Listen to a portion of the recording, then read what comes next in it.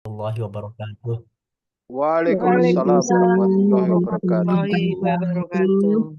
Baik Ibu Bapak yang Allah rahmati, mari kita awali ngaji pagi ini dengan membaca Ummul Kitab Al-Fatihah. A'udzu billahi minasyaitonir rajim. Bismillahirrahmanirrahim. Alhamdulillahi rabbil alamin, arrahmanir rahim, maliki yaumiddin. Iyyaka na'budu wa iyyaka nasta'in. Ihdinas siratal mustaqim. Siratal ladzina an'amta 'alaihim ghairil maghdubi 'alaihim waladdallin. Amin. Alhamdulillah, alhamdulillahilladzi arsala rasulahu bil huda wa dinil haqq liyuzhirahu 'ala dini wa kafa billahi syahida. Asyhadu an la ilaha illallah wa asyhadu anna Muhammadan abduhu wa rasuluh la nabiyya ba'da.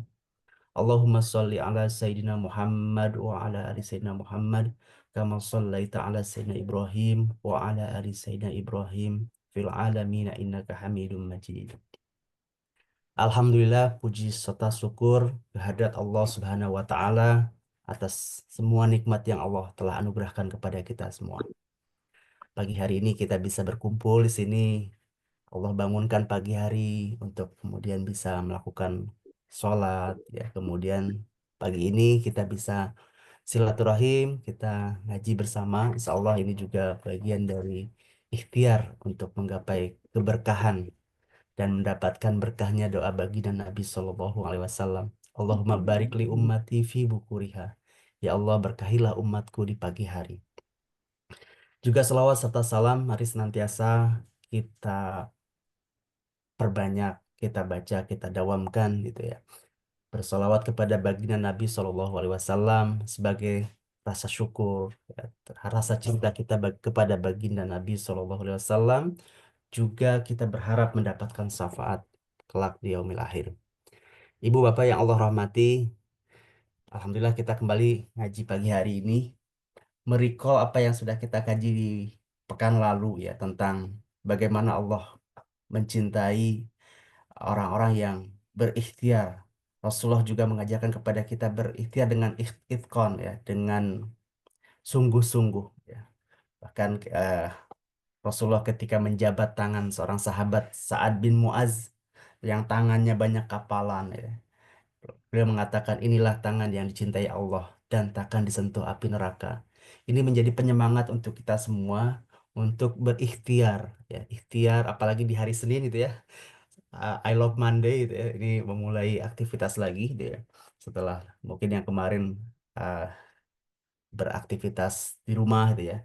Nah, kemudian rasa syukur kita sebagai bentuk rasa syukur ya, seperti Allah contohkan bagaimana Nabi Daud juga bekerja untuk bersyukur ya.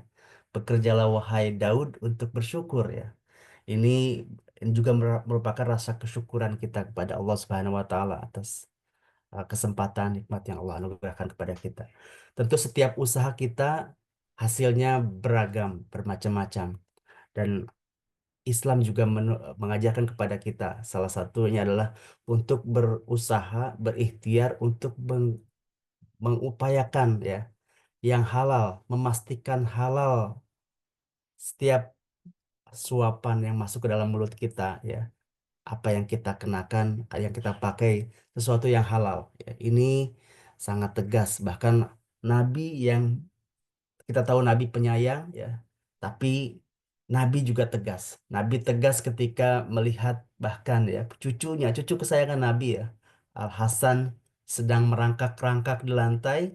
Kemudian kita lihat dia seperti mengunyah makanan kurma itu ya, yang itu kurma kejelasan statusnya masih harus dipertanyakan. Rasulullah mengatakan, "Eh, muntahkan itu nak itu ya. Boleh jadi kurma yang kau masukkan ke mulutmu itu adalah bagian dari kurma zakat. Dan tidakkah engkau tahu bahwa keluarga kita dilarang memakan apapun dari sodakoh?" Ya. Ini tegas Nabi memberikan pesan ya, pada cucunya ya. Padahal di saat yang lain Nabi sangat ngopenin ya sama cucu ya sama anak dan cucunya itu ya. Tapi tegas ketika bicara tentang halal haram. Begitupun juga banyak kisah kita bisa dapatkan bagaimana ketika Nabi dijaga apa namanya di satu kesempatan dalam satu malam, seorang sahabat, adakah sahabat orang yang solih yang menjaga kami untuk malam ini berjaga, karena Madinah waktu awal-awal hijrah kan begitu tegang ya, begitu eh, mencekam ya. Kemudian datang orang solih itu yang bernama Sa'ad ibnu Abi Waqqas. Beliau berjaga di rumah Nabi, di luar rumah Nabi ya, memastikan Nabi dalam keadaan aman ya, menyediakan air untuk wudhunya Nabi untuk sholat malam ya. Sampai Nabi memberikan kesempatan buat Sa'ad, mintalah sesuatu padaku hai Sa'ad, aku akan memohonkannya pada Allah untukmu. Dan Sa'ad, orang pintar, dikasih kesempatan minta satu doa, apa kira-kira yang diminta? Sa'ad bilang, mintakanlah pada Allah ya Rasulullah agar doaku mustajab. Dapat dapat semua dong kalau itu ya.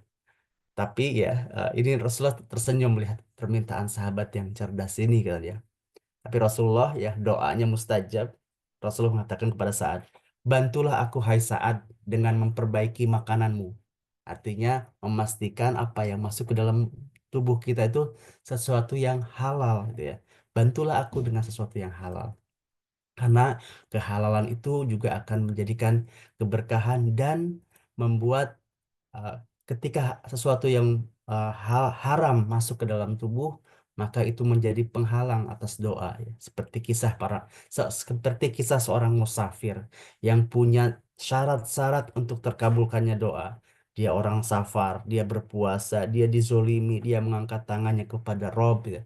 Tapi karena makanannya haram, karena pakaiannya haram, maka ia tertolak. Bagaimana mungkin doanya akan dikabulkan ya, sedangkan yang dimakannya haram, yang dikenakannya pun haram gitu ya. Nah, ini jadi eh, penghambat doa, eh, doa yang dikabulkan, sebab makanan yang halal itulah ya, zat-zat yang masuk ke dalam tubuh menjadikan seseorang lebih dekat kepada fitrah ya, lebih dekat kepada kebaikan. Begitupun juga para salafus solih. Kita ingat pesan Nabi SAW kepada Sayyidina Ali. Wahai Ali, ya tentu pesan untuk kita semua. Orang yang mengasup makanan halal, agamanya akan bersih, hatinya menjadi lembut, dan doanya tidak akan ada penghalang. Barang siapa yang mengasup makanan syubhat, agamanya menjadi samar-samar dan hatinya menjadi kelam. Dan barang siapa yang mengasup makanan haram, maka hatinya akan mati, agamanya menjadi goyah, keyakinannya melemah, dan ibadahnya semakin berkurang. Nah, tentu ini menjadi eh, penyemangat, menjadi pengingat buat kita semua bahwa kita sedang berikhtiar, sedang berusaha, ya. Tentu saja bicara tentang hasil itu Allah yang memberikan, eh, kewenangannya Allah, tapi kewajiban kita adalah berikhtiar dengan sebaik mungkin ya, dengan itkon tadi ya, dengan usaha terbaik yang bisa kita lakukan. Tentu kalau hasil berbeda-beda itu ya, tergantung, ada orang yang ya lebih mudah, lebih gampang gitu untuk memperoleh rezeki misalnya. Tapi mungkin ada orang lain yang udah ikhtiar kuat, kencang, tapi nggak semudah itu gitu ya. Tapi yang menarik adalah kalau kita lihat ya, sikap atas hasil itu, sikap atas apa yang kita peroleh itu juga menentukan kualitas seseorang, menentukan akhir kehidupan seseorang. Dan menarik kalau kita simak di dalam Al-Quran kisah-kisahnya ya. Di dalam Al-Quran, Allah seringkali menyandingkan sesuatu yang berkebalikan. Ya, ada yang contoh contoh bagus, contoh negatif. Ya, karena kisah-kisah di dalam Al-Quran itu pasti kan kisah-kisah yang dipilih sedemikian rupa. Allah memilihkan kisah yang itu memang relevan untuk memberikan contoh untuk kita semua. Nah, banyak di dalam Al-Quran kisah-kisah yang disandingkan, yang berkebalikan. Untuk apa? Untuk menunjukkan pemahaman kita akan hakikat dan juga pemahaman kita akan makna. Nah, contoh adalah kisah yang banyak diulang juga di dalam Al-Quran ya. Ketika iblis ya mewariskan kata-kata dia ya, direkam dalam Al-Quran. Ana khairum minhu. Aku lebih baik daripada dia ya. Ini kalimat yang kemudian membawa hasil yang berbeda dibandingkan dengan Nabi Adam ya ketika beliau melakukan suatu kesalahan ya dalam posisi terendah ya, tapi sikap yang dilakukan oleh Nabi Adam itu berbeda. Rabbana zolamna anfusana wa illam taghfir lana ya. Ya Allah ya, ya Rob kami ya, kami telah menganiaya diri kami sendiri. Dan seandainya Engkau tidak mengampuni ya, seandainya Engkau tidak mengasihi kami, niscaya kami termasuk orang-orang yang merugi. Dua hal yang uh, berkontras. Iblis ya, menurut riwayat dikatakan bahwa sebelumnya dia ahli ibadah, itu kan ya. Nabi Adam melakukan suatu kemaksiatan, tapi beda sikap ya. Beda penyikapan ya, beda juga hasilnya. Iblis adalah makhluk yang gagal. Gagal dalam hal apa? Gagal dalam menyikapi keberhasilan. Dia sujud ibadahnya di masa lalu dan kedudukannya di antara para malaikat membuat merasa dia berhak untuk durhaka dan merasa lebih mulia. Ini kesesatan buat iblis ya. Kadang berhasil, sukses ya, jadi kaya raya, ketika salah penyikapan justru membawa petaka, justru membawa jurang kehancuran. Sementara Nabi Adam memberikan contoh yang kontras dari apa yang dilakukan oleh iblis. Adam adalah hamba yang berhasil menyikapi kegagalan. Iblis adalah yang gagal menyikapi keberhasilan, sementara Adam adalah hamba yang berhasil menyikapi kegagalan. Atas godaan setan, dia melakukan pelanggaran, melakukan maksiat, tapi hatinya yang tunduk tertuntun pada pertaubatan, sehingga hasilnya berbeda. Ya, iblis terkutuk, Adam Allah muliakan. Kisah yang lain yang berkontradiksi atau bukan kontradiksi, disandingkan dua hal yang berkebalikan, ya, dua hal yang berkebalikan. Nabi Sulaiman alaihissalam, ya, ini juga namanya dicatat dalam Al-Quran. Beliau adalah seorang nabi dan rasul, diabadikan kisahnya. Adalah juga nama agung yang kisahnya mengkilaukan zaman, ya, dikenang zaman. Bukan karena dia orang kaya, ya, bukan karena kekayaannya, bukan karena kemaharajaannya. Dia kan raja yang hebat itu, yang masyhur itu ya, yang bahkan kedudukannya itu bisa menundukkan jin dan manusia. Bahkan hewan-hewan, ya burung dan aneka satwa itu atas perintahnya, ya. Bahkan juga diberikan kemudahan oleh Allah dengan menundukkan angin dan negeri Saba. Angin yang membuat dia bisa memendekkan jarak, gitu ya. Tapi beliau dikenang, diabadikan, tersebab karena ucapannya yang dipenuhi oleh kesadaran penuh, kesadaran paripurna tentang apa? Tentang hakikat limpahan karunia yang Allah anugerahkan kepadanya.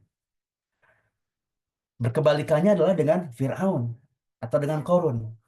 Ketika Nabi Sulaiman ya, Allah abadikan dalam surat An-Naml, surat Semut, An-Namlu ya, ayat 40 yang artinya ini semata karena karunia dari Robku ya. Nabi Sulaiman mendapatkan nikmat itu menyadari bahwa ini semua adalah karunia dari Robku untuk mengujiku apakah aku akan bersyukur atau justru aku akan jadi orang yang kufur. Dan barang siapa bersyukur, maka sesungguhnya dia tidak lain bersyukur kepada kebaikan dirinya. Dan barang siapa yang ingkar, maka sesungguhnya Robku maha kaya lagi maha mulia. Allah abadikan perkataan Nabi Sulaiman ini ya dalam surat An-Naml ayat 40. Dan betapa berat menjadi seorang Sulaiman. Nah, kita membaca sejarah kan kadang ringan-ringan saja. Betapa berat godaannya menjadi seorang Sulaiman. Bagaimana tidak? Perintahnya ditaati semua yang dapat mendengar suaranya.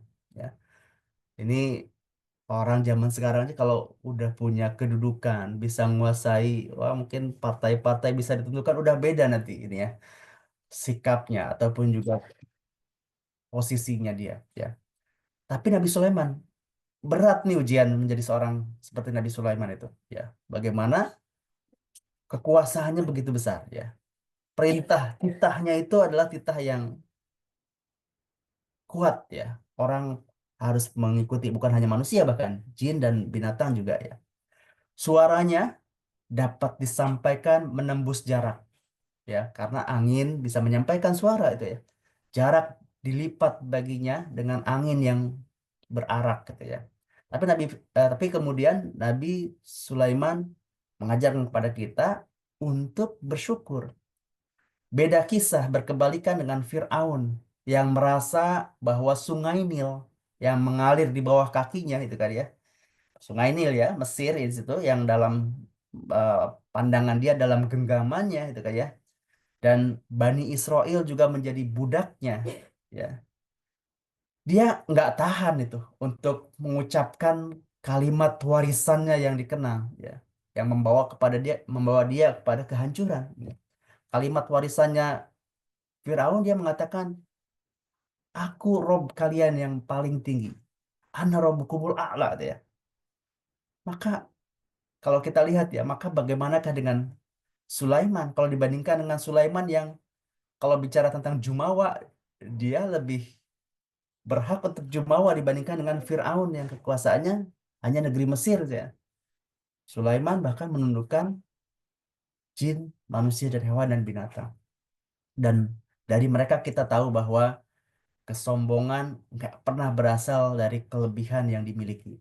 Tapi kesombongan itu karena jiwa yang kerdil dan wawasan yang sempit. Nah, kisah yang berkebalikan dengan eh, dua hal yang berkebalikan ini ya. Sulaiman mewariskan kepada kita tentang kesyukuran, mewariskan kepada kita tentang kesadaran dan kewaspadaan.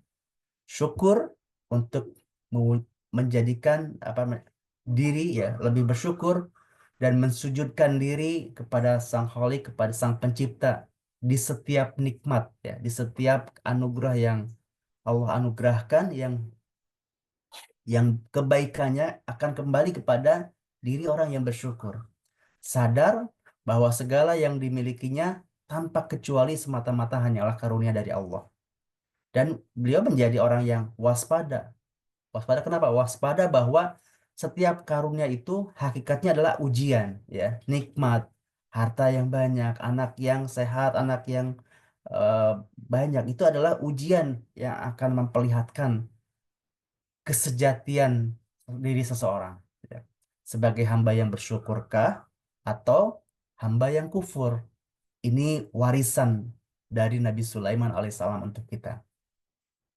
Nah, lanjut kepada kisah yang juga dalam dalam Al-Quran surat Al-Qasas ya. Kisah yang mengisahkan, yang menyinggung sebuah nama yang bersejarah lainnya ya. Yang berkebalikan dengan Nabi Sulaiman yaitu Korun. Dia adalah lelaki dari kaum Musa, kaumnya Nabi Musa yang perbendaharaan hartanya itu begitu banyak. Sampai-sampai dibilang bahwa kunci gudang penyimpanannya aja nggak sanggup untuk dipikul oleh beberapa orang laki-laki yang kuat. Kisahnya tentang Korun ini diabadikan dalam surat Al-Qasas ayat 78. Korun berkata, bahwasanya harta itu diberikan kepadaku. Sesungguhnya harta itu diberikan kepadaku disebabkan atas ilmu yang ada padaku. Ya, merasa jumawa nih, merasa diri yang paling berhak ya, karena kepintarannya ya. Karena ini Allah memuliakan dia ya. Dan ini bagus banget, ini ada tafsir dari Abdurrahman ibnu Zaid ibnu Aslam ya, dikutip bahwa da- eh, Ibnu Katsir ya, dalam tafsirnya mengingatkan tentang memaknai tentang kalimat korun ini ya. Ketika menakwilkan ayat ini beliau mengatakan bahwa korun hendak mengatakan ya, seandainya bukan karena keridhaan Allah padaku dan pengetahuannya tentang keutamaanku ya, merasa dirinya mulia ya, keutamaanku katanya, niscaya dia takkan memberikan harta ini padaku. Terlalu jumawa ya. Betapa mantapnya cara berpikir korun yang mengaitkan antara kelimpahan hartanya, kelimpahan rezekinya dengan kepandaian. Ya. Betapa kokoh pedenya dia ya, percaya dirinya bahwa kelebihannya termasyhur di langit ya, seolah-olah seperti itu beliau mengatakan. Betapa keyakinannya ya atas cinta Allah pada pribadinya. Bahkan menurut Imam Qatadah, ya, maksudnya Qarun mengatakan dengan ilmu yang ada padaku adalah karena kebaikanku. Namun keyakinan yang setitik melampaui batasnya ini adalah hal yang naif, yang justru menyedihkan. Ya. Tentu kita belajar dari kisah-kisah ini ya, senantiasa hidup dalam keseimbangan antara berharap dan rasa takut. Takut ya, harap dan getar cinta itu satu hal yang diseimbang gitu ya. Orang-orang yang tertipu seperti Korun ini adalah mengira bahwa dikaruniai banyak harta adalah disebabkan karena kemuliaan diri ya, karena merasa dia layak ya. Lalu pula saat itu juga sesat dia menduga bahwa bergelimang dunia adalah tanda bahwa Allah Sang Rob yang Maha Pemberi mencintainya.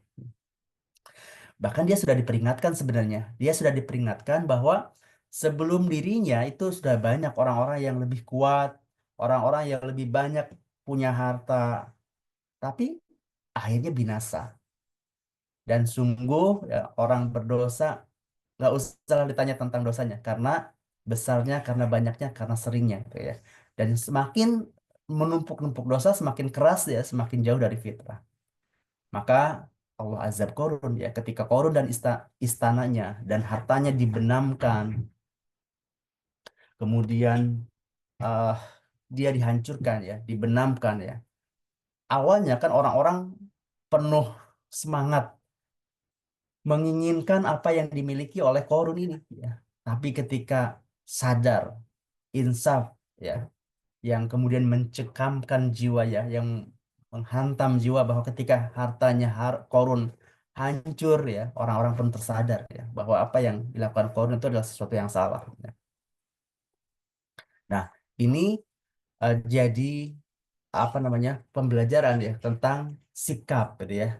Tadi sikapnya Nabi Adam ya, sikap atas apa yang kita dapatkan, sikap atas keberhasilan dan juga kegagalan ya. Beda sikap antara iblis dengan Nabi Adam. Beda sikap antara Nabi Sulaiman dengan Korun atau dengan Fir'aun ketika mendapatkan karunia dan rizki ya. Dan ini menjadi balancing buat kita semua itu ya. Ketika juga mungkin usaha kita beragam hasilnya gitu ya. Tapi sikap kita atas hal tersebut akan eh, menentukan sejatinya seseorang ya. Ada kalau Salafi Soleh mengatakan bahwa ridhoilah terhadap ridholah terhadap ketetapan Allah ya, maka engkau akan menjadi manusia yang paling bahagia. Dan ridholah terhadap pembagian Allah, maka engkau akan menjadi insan yang paling kaya. Nah, itu tuh ini kalau kita lihat di sini ya, bahwa indikator sukses itu bukan semata-mata karena oh ini berhasil mengumpulkan banyak harta gitu ya, hidup senang, hidup bergelimang ya, bukan demikian ternyata ya. Dan ini eh, kalau kita lihat juga ya dalam pelajaran eh, siroh ya, dalam sikap para sahabat eh, menyikapi harta yang Allah anugerahkan ya, Allah bukakan rizki gitu ya. Ini kemudian menjadi pengingat diri ya. Dalam sebuah majelis mulia Nabi SAW pernah meminta para sahabat memperhatikan dua orang gitu ya. Ya, orang pertama orangnya itu tampan, gagah, kaya dan pakaiannya rapih lah, ya, pakaiannya indah, penampilannya mewah ya. Orang ini ya kata Rasulullah gitu ya,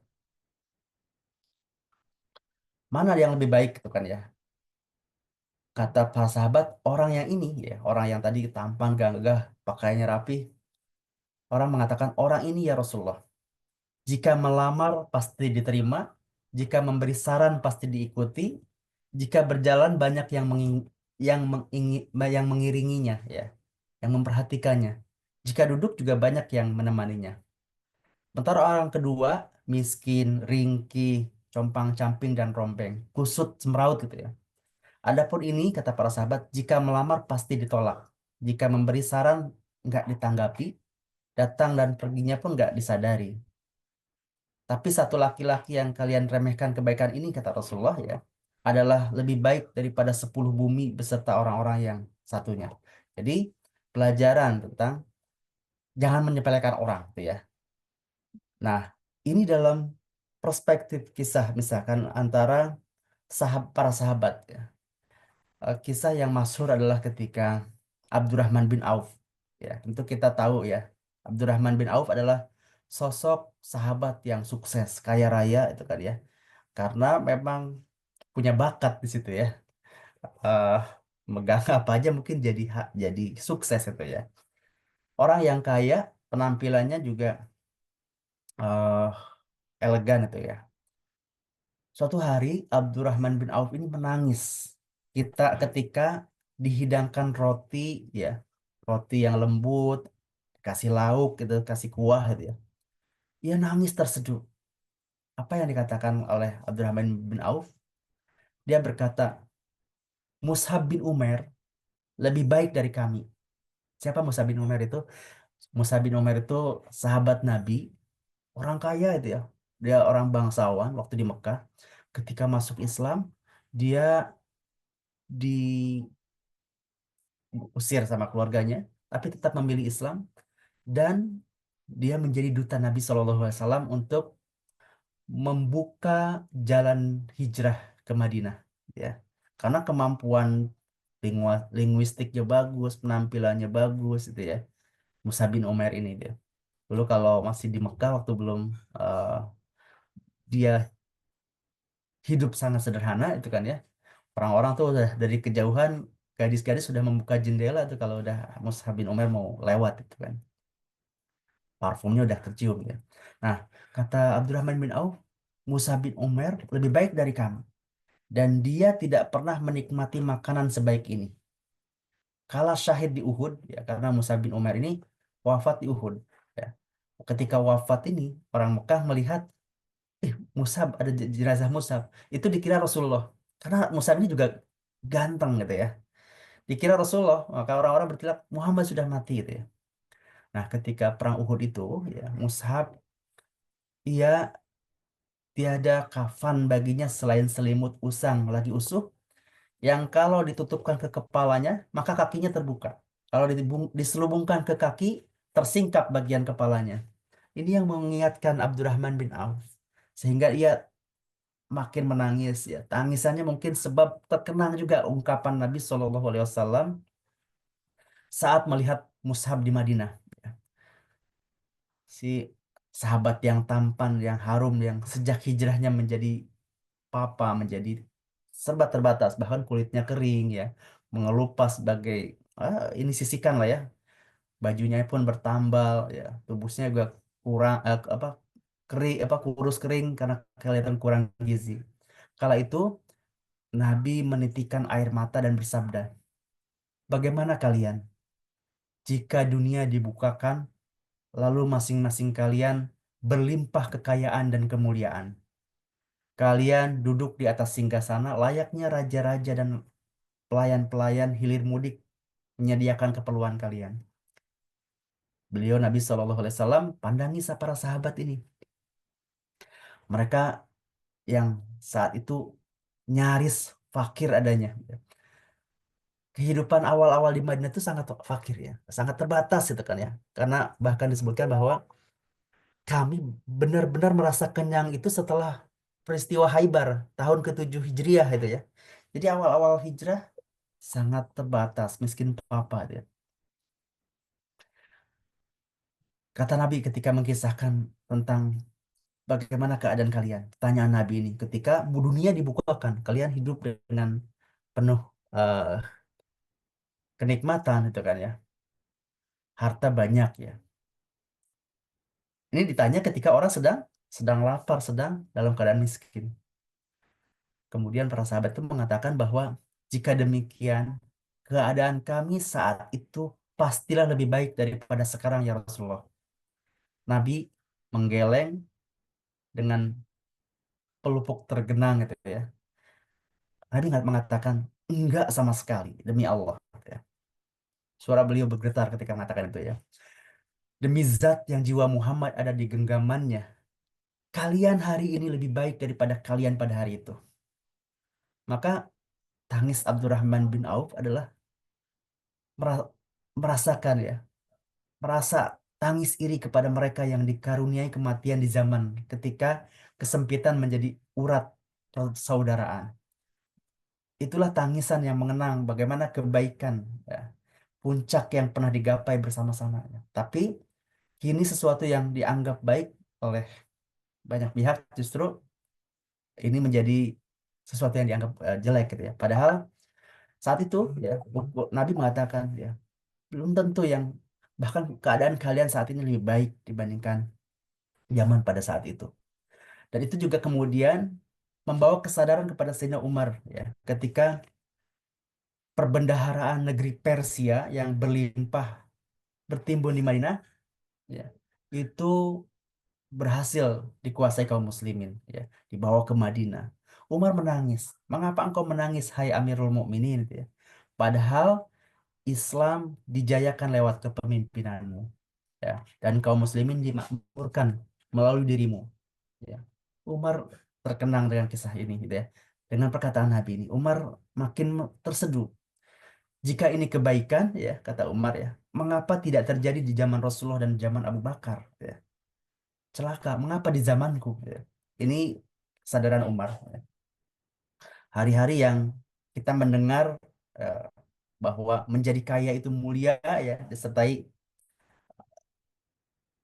ya Islam menghargai ya usaha deh ya menjadi kaya dan bisa berinfak itu sesuatu yang kemuliaan tapi tanpa harus mengatakan bahwa miskin tidak beruntung ya miskin miskin tercela tidak demikian apa yang eh, justru itu menjadi kekhawatiran ya apa yang Nabi khawatirkan apa yang kemudian Sayyidah Umar juga khawatirkan maka ini eh, Al-Quran juga memuji ya bagaimana Sulaiman ya bersikap ya memuji Sulaiman yang berlimpah serta berkuasa sekaligus mengutuk Korun ya yang bermewah dan bermegah-megah ya lalu kemudian juga kisah yang lain Al-Quran Al-Quran memuliakan Nabi Ayub yang sakit ya yang berduka bangkrut papa ya